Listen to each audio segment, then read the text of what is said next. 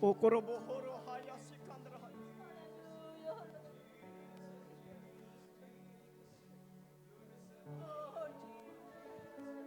Oh God. One more time, clap your hands to Jesus, mga kapatid. Come on, clap your hands to the King of Kings. Clap your hands to Jesus. Amen. So thank you, musician. Thank you, back-uppers. Amen. So muli, good morning, mga kapatid.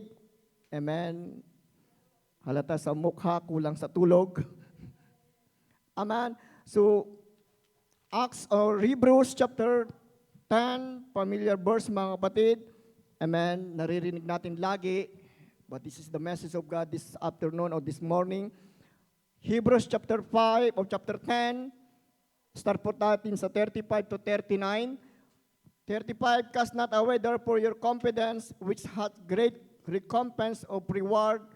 Verse 36, for you have need of patience, that after you have done the will of God, ye might receive the promise.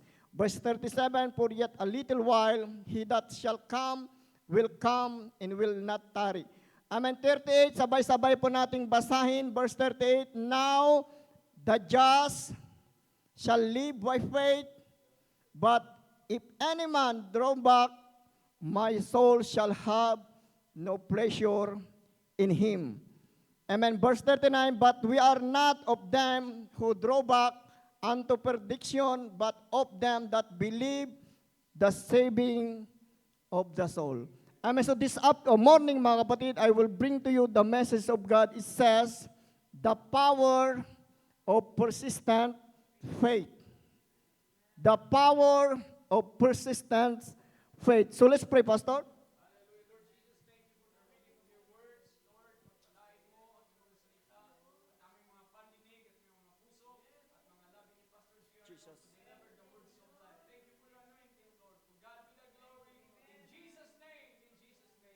Amen. One more time, clap your hands to Jesus. Come on, palakpak na mayroon na pong victory. Palakpak na mayroon na pong tagumpay sa Panginoon, mga kapatid. Amen. Hallelujah. God bless you. You may be seated, mga kapatid. Amen. The power of persistent faith. Amen. So many people believe that there is a God. May mga tao talaga, maraming tao that they are naniniwala na mayroon pong Diyos. Amen. Na mayroon pong nag-iisang Diyos. Amen. Many people, amen, believe that God is powerful. Amen. Naniniwala sila, mga kapatid, na ang Diyos ay wala pong imposible. Yan po yung mga tao, mga kapatid, and they also believe that there is a heaven. Amen. And they also believe, mga kapatid, na mayroong hell.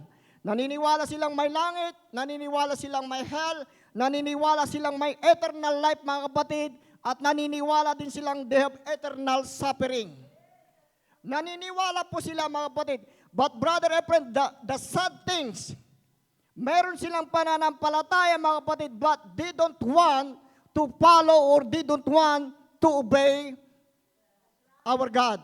That's why the Bible says, mga kapatid, hallelujah, faith without works is death. They believe that there is God. They believe that they have a powerful God, mga kapatid, but they don't want to serve God. They don't want to obey God. Then they have many excuses. There's many excuses, mga kapatid. Amen. So this morning, I can say that you are blessed. I can say that you are blessed, mga kapatid, because you responded, mga kapatid, to God's call. Mapalad po kayo, mga kapatid, because out of billions, mga kapatid, nag-response po kayo sa tawag po ng Diyos, mga kapatid, nagsisilbi po kayo despite of many challenges of life, mga kapatid. Andito po kayo, mga kapatid. To God be the glory. Palakpakan po natin ang ating pong Panginoon. Amen. So this morning, mga kapatid, we will talk about persistent faith. But first of all, mga kapatid, since Sunday, what is faith? Ano ba ang pananampalataya? Hebrews chapter 11, verse 1. Now faith is the substance of things hoped for, the evidence of things not seen. So, ang meaning po ng faith, believe in things not yet seen. Yung hindi pa natin nakikita. So, there will be a story, Pastor, about sa carnival. Aywan ko kung narinig nyo na ito, mga kapatid, story nila. Sa carnival, sa festival, na mayroong pong isang tao na nakabisikleta na nagko-cross from here to here, mga kapatid, using yung alambre. So, pag tumawid siya, mga kapatid, palakpakan yung mga tao, bravo, ang galing. So, 10 times na ginawa niya, mga kapatid, so sabi ng mga tao, ang galing, palakpakan yung mga tao. Then, yung sabi ng tao, mga kapatid, so ngayon, sabi niya, pag bravo ang sabi niyo sa akin, sabi niya, so, pag nananampalataya ba kayo na muli makakatawid ako? So sabi ng mga tao, kaya mo yan kasi magaling ka. Pero sabi ng taong ito, mga kapatid, ngayon, kung naniniwala kayong kaya kong uling makatawid, sino yung gustong sumakay sa aking likuran? So wala na, mga kapatid, gustong sumakay. Naniniwala sila na kaya niyang tumawid, mga kapatid. Pero nung sabi ng tao na kung naniniwala ko yung kaya ko uling tumawid, sino yung gustong sumakay sa aking likuran? Wala pong sumakay maliban sa 7 taong gulang pastor. Sa dami ng tao, Sister Rose, isang bata ang sumakay sa kanyang tatay. So yung mga tao, takot na takot. Sumakay yung bata sa likuran ng taong ito, mga kapatid, at sila'y tumawid. Nung nakatawid sila, mga kapatid, at bumaba yung bata, in-interview nila yung bata, mga kapatid. Hindi ka ba natatakot na baka mahulog ka? Sabi niya, bakit ako matatakot? Tatay ko yun. The same thing, mga kapatid. Pag mayroon tayong pananampalataya sa Diyos, mga kapatid, magtiwala lang po tayo sa Kanya, mga kapatid. Hindi tayo pababayaan, hindi tayo iiwanan, mga kapatid, ng ating pong Diyos. Magtiwala lamang po tayo sa Kanya dahil lahat ng bagay ay kaya pong gawin po ng Diyos. Hallelujah, ang susi, magkaroon lang po tayo ng pananampalataya sa ating pong buhay na Diyos, mga kapatid. Palakpakan po natin ang ating pong Diyos. Amen. So when God called Abraham, he obeyed by faith. Nung tinawag po ng Diyos si Abraham ang pangalan niya dati, mga kapatid, he obeyed by faith. Ang pinanghawakan lang niya, mga kapatid, ang GPS lang niya, Brother Dennis, faith. Hebrews chapter 11, verse 8 to 11, by faith, Abraham, when he was called to go out into a place which he should after receive for an inheritance, obey, and he went out not knowing whether he went. Amen. Verse 9, by faith, he sojourned in the land of promise as in a strange country, dwelling in a tabernacle with Isaac and Jacob, the heirs with him of the same promise, mga kapatid. Verse 10, for he looked for a city which had foundation, whose builder and maker is God. Verse 10, sa 8, sabi niya, sa pananampalataya, si Abraham nang tawagin, ay tumalima. Sa pananampalataya, si Abraham nang tawagin ay tumalima upang pumaroon sa isang daong kanyang tatanggaping mana at siya ay lumaon na dinalalaman kung saan siya paroroon. Ang pinanghawakan lang niya, mga kapatid, yung pananampalataya niya. Ang pinanghawakan niya lang, mga kapatid, hallelujah, yung sinabi po ng Diyos. Yun lang po, mga kapatid. Kasi sabi niya, pagpapalain kita kung saan ka man paroroon. Yun yung pinanghawakan, mga kapatid, hallelujah, ni Abraham. Amen. Gaya din po sa atin, mga kapatid, nung tinawag po tayo ng Diyos, ang pinanghawakan lang po natin ang pananampalataya. Yun lang yung pinanghawakan po natin, mga kapatid. Kaya sabi ng Biblia, amen, so Romans chapter 10, verse 17, so faith cometh by hearing, and hearing by the words of God. Yun lang yung pinanghawakan po natin, mga kapatid, yung pananampalataya na ibinigay po ng Diyos. Amen. So nung narinig natin ang salita po ng Diyos, we are repented to our sins, mga kapatid. At ito na yung naging susi na tayo nagpabaptize sa kanyang pangalan, nagpabaptize sa tubig sa kanyang pangalan, mga kapatid, according to Acts chapter 2, verse 38. Amen. At ngayon, mga kapatid, namumuhay na tayong may kabanalan at nagpapatuloy, Sister Eleanor, despite na marami pong trials, mga kapatid, because we believe that there is eternal life. We believe, mga kapatid, that there is heaven waiting for us, mga kapatid. Naniniwala po tayo na may langit, may buhay na walang hanggan na naghihintay sa atin. And that place, sabi nga nila mga kapatid, a place called no more. No more sickness, no more death, no more sorrow, no more disease, no more hardship, mga kapatid. That is heaven. The place called no more. Palakpakan po natin ang ating pong Diyos, mga kapatid. Amen. Revelation chapter 21, verse 4, and God shall, sabi niya, wipe away all tears from their eyes. Pupunasan ng Diyos ang iyong mga luha, mga kapatid, and there shall be no more death, neither sorrow, nor crying, neither shall thou be any more pain, for the former things are passed away. So in heaven, a place no more. No more double job, Sister Rose. No more pay, Sister Bill, mga kapatid. Dahil ang gagawin lang po natin doon ay magpupuri na, mga kapatid. That's why yung palakpak mo, yung worship mo, yung praise mo, practice lang po dito. That's why, mga kapatid, if you don't clap your hands, hindi mo binuka yung bibig mo, hindi ka marunong magpuri, mga kapatid, pwede kong sabihin, you are not worthy in heaven. Amen. Yun yung lugar po natin. Heaven ay ginawa po ng Diyos para sa atin. Ang hell, ginawa po ng Diyos para kay Diablo, but sad to say, maraming mga tao gustong pumunta sa hell. Kaya tignan nyo yung mga katabi nyo ngayon. Amen. But always remember, mga kapatid, in our service to the Lord, lagi nating satanda sa ating paglilingkos in this journey, mga kapatid, there are many hindrances, there are many distractions. Maraming distraction, maraming hindrances sa ating paglilingkod po sa ating pong Panginoon, mga kapatid. That's why the Bible says, 2 Corinthians 5:7, for we walk by faith, not by sight.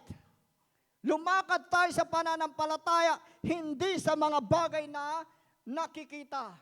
Lagi po natin narinig, church, walang perpektong simbahan, walang perpektong tao, walang perpektong position, but mayroon po tayong perpektong Diyos na siya ating pinapalakpakan, siya ang Diyos na ating sinusunod, mga kapatid.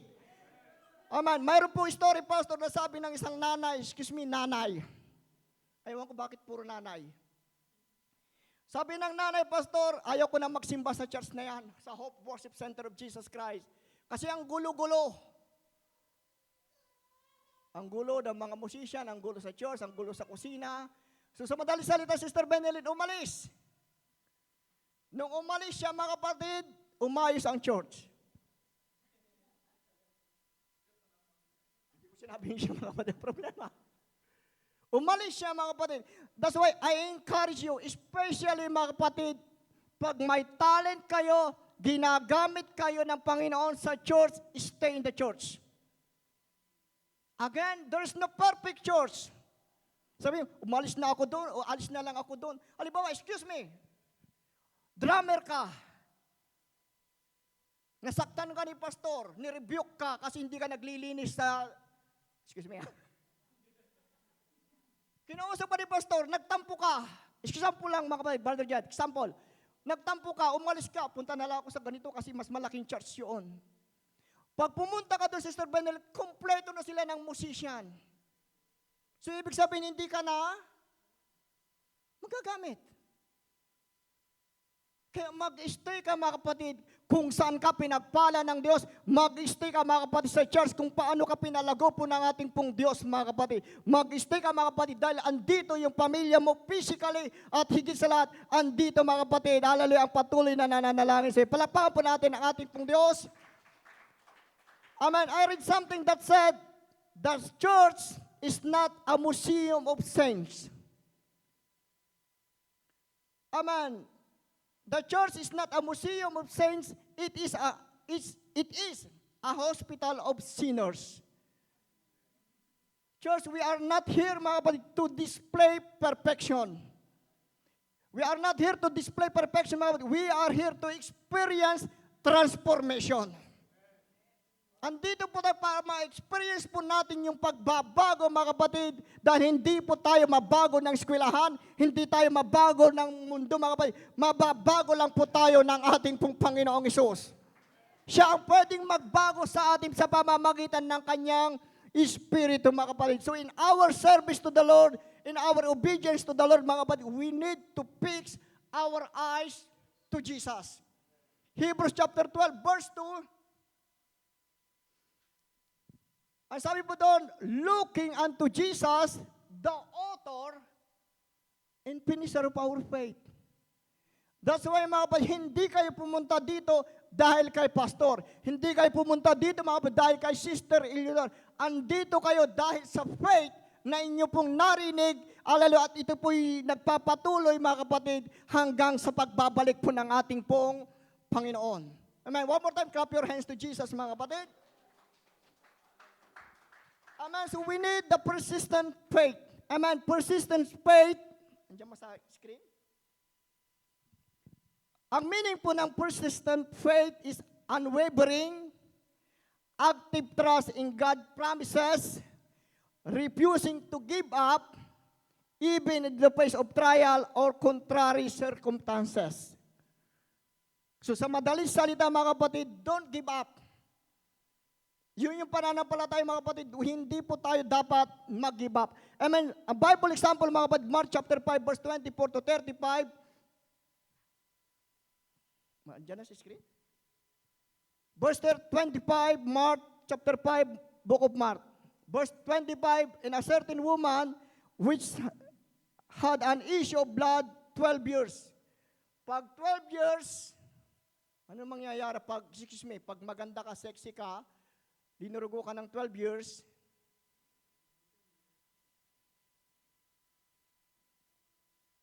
talagang, pero ang maganda dito sa Eleanor, sabi niya, verse 26, and he had suffered many things of many physicians. Verse 26, pakibasa.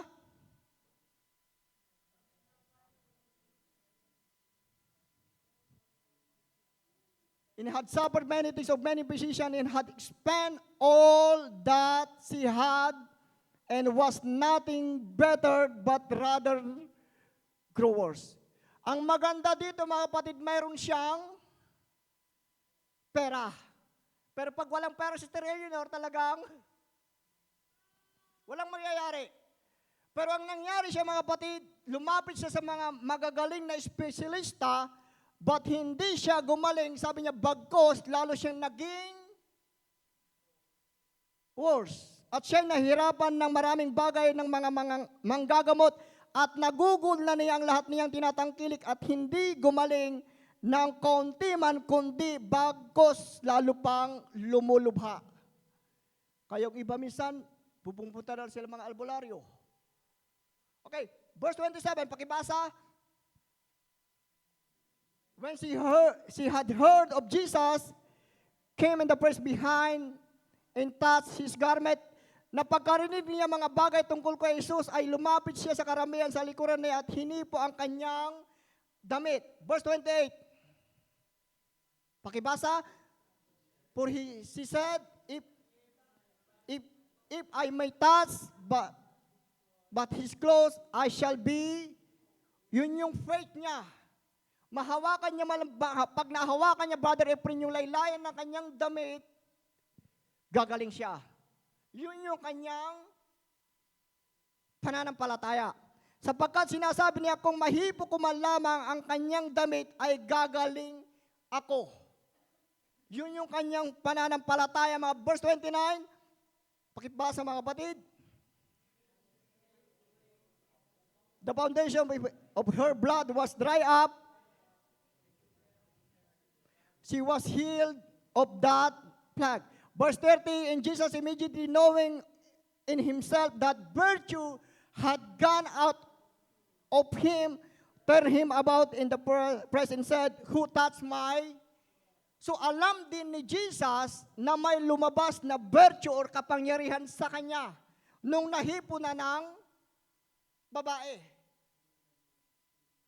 Kasi ang faith niya, mahipo ko lang yung kanyang damit. Pero pagbasahin po natin ito mga kapatid ng tuloy-tuloy, verse 31, and his disciples said unto him,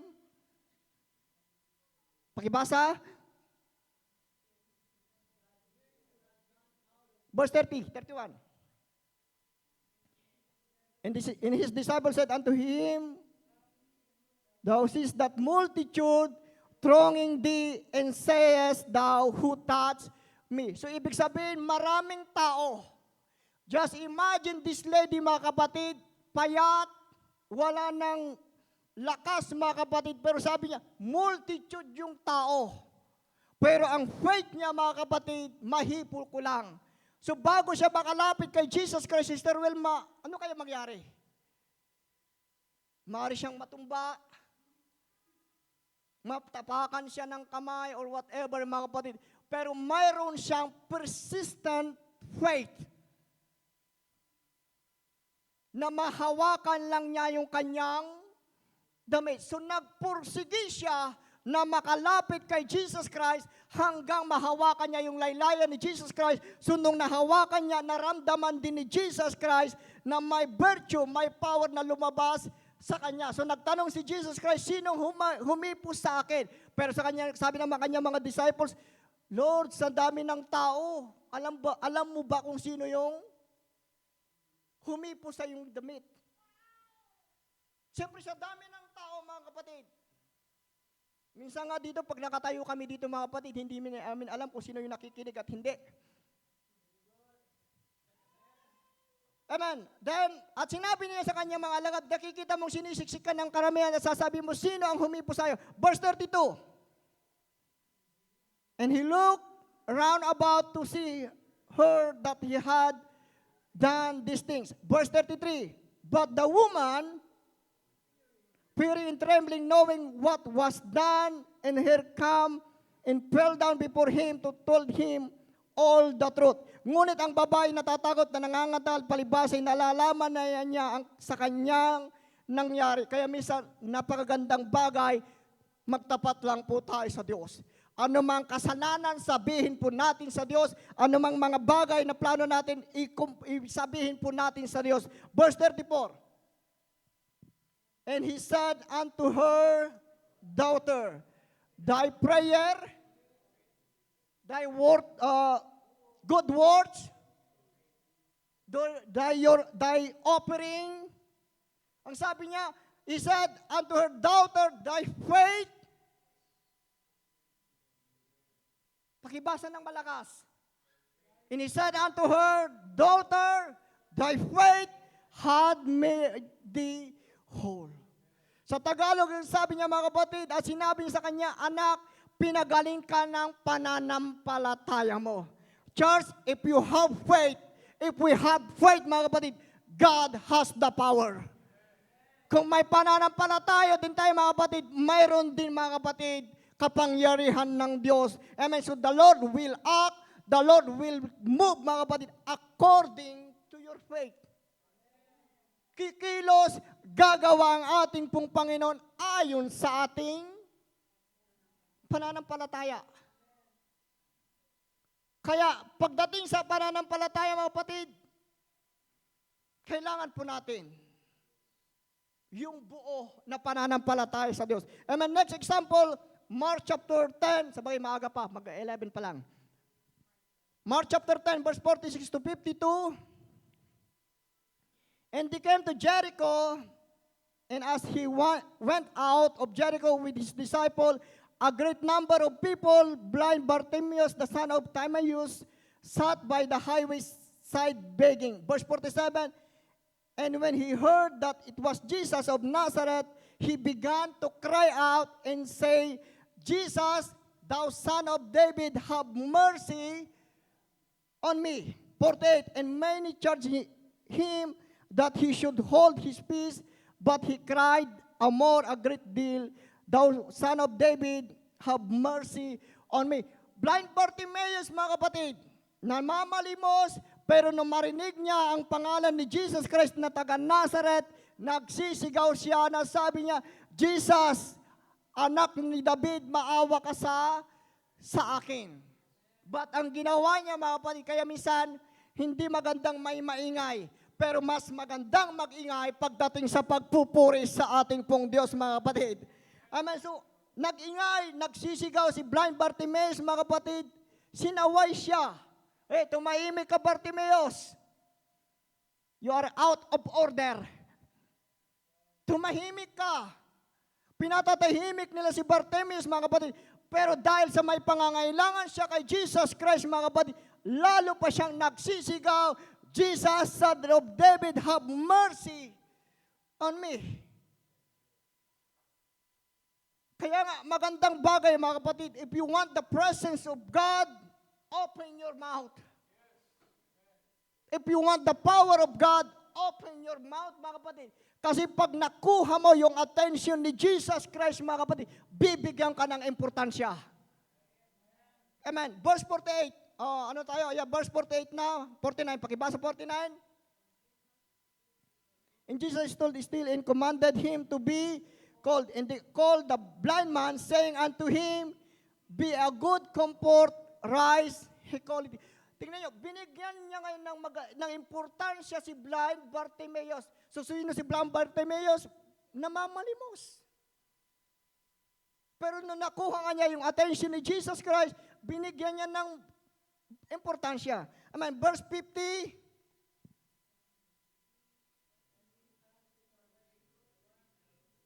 And rose and came to Jesus. 51. And Jesus answered, said unto him, what? Question mark. What will thou that I should do unto thee? The blind man said unto him, Lord, that I might receive my sight.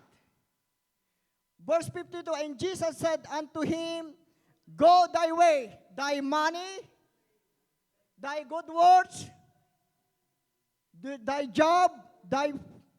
Hindi yung nagpagaling sa kanya. Ang sabi niya, and Jesus said unto him, go thy way, thy... Come on, read it, mga kapatid. And Jesus said unto him, go thy way, thy... Sa kanyang pananampalataya, doon siya gumaling. Kaya ulitin ko, mga kapatid, God will act, God will move according to our faith, mga kapatid. Doon kikilos po ang ating Panginoon. Amen. Church, in this journey, mga kapatid, we need a persistent faith. Persist means to continue, to constant, to keep pressing forward. That is the meaning of persist. Amen. So in our text, mga kapatid, Hebrews chapter 10, verse 35 to 39, verse 35, cast not away therefore your confidence, which hath great recompense of reward. Verse 37 or 36, for ye have need of patience, that after you have done the will of God, ye might receive the promise. Always remember, mga kapatid, your labor is not in vain. Your attendance, your money, your effort, mga kapatid, yung mga pagkain na dinadala natin sa Panginoon, nakarecord sa Diyos. At ginagawa po natin ito, mga kapatid, dahil po sa Diyos. That's why yung ating iawit kanina, it's all about Jesus. Kaya nga, if you clap your hands, it's all about Jesus. And if you worship, if you praise, it's all about Jesus. Hindi dahil kay pastor. It's all about Jesus. Amen. Verse 37, pakibasa verse 7 at 37. For yet a little while, he that shall come, will not tarry. So, ang pagbabalik po ng Diyos, malapit na. But ang sabi ng Biblia, sabi niya, pagbalik ko, sabi niya, mayroon pa kaya akong makikitang may pananampalataya? Meron pa kaya? Sabi po ng ating pong Panginoon.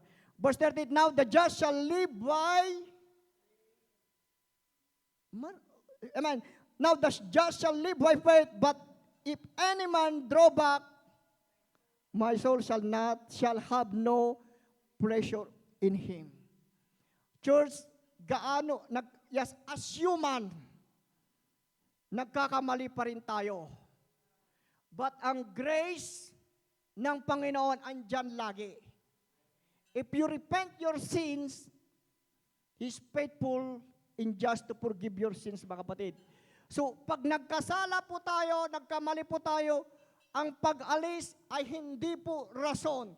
Ang solusyon, come to the altar, kneel down, mga kapatid. Kaya sabi ni Micah, mga kapatid, rejoice not against my enemy.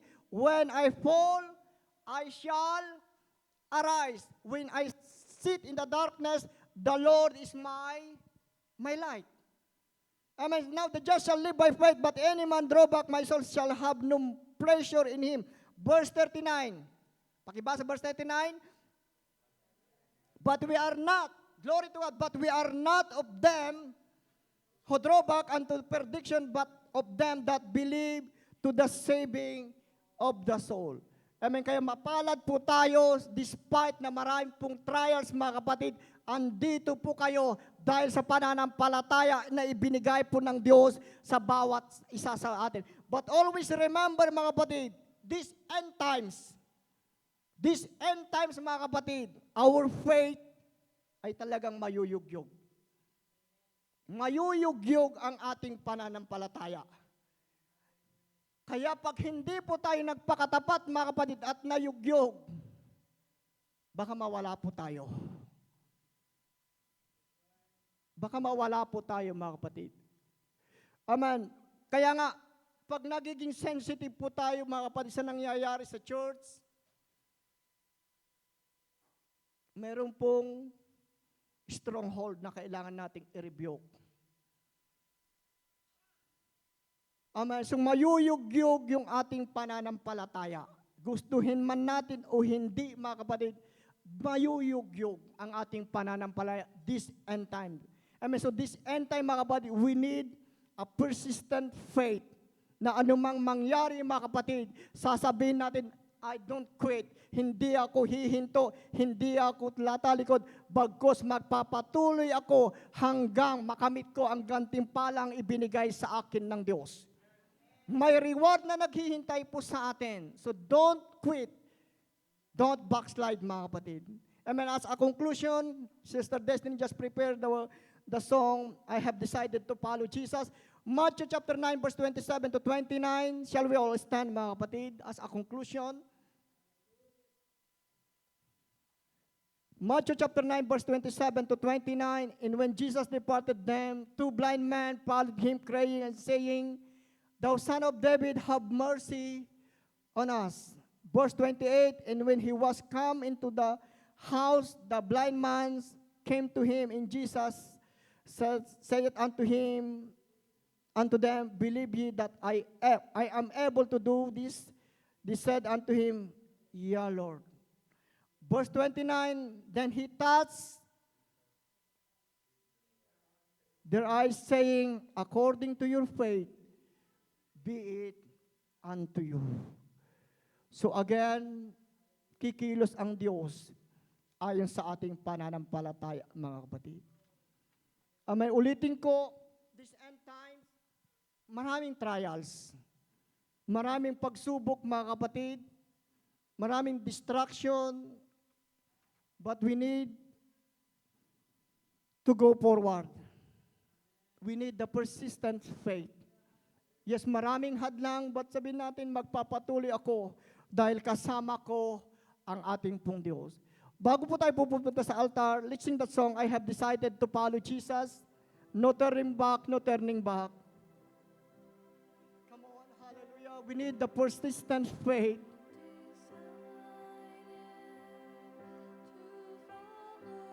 Oh, yeah. Ang matuwid ay mabubuhay sa pananampalataya. Kaya church, magtiwala lang po tayo sa Diyos.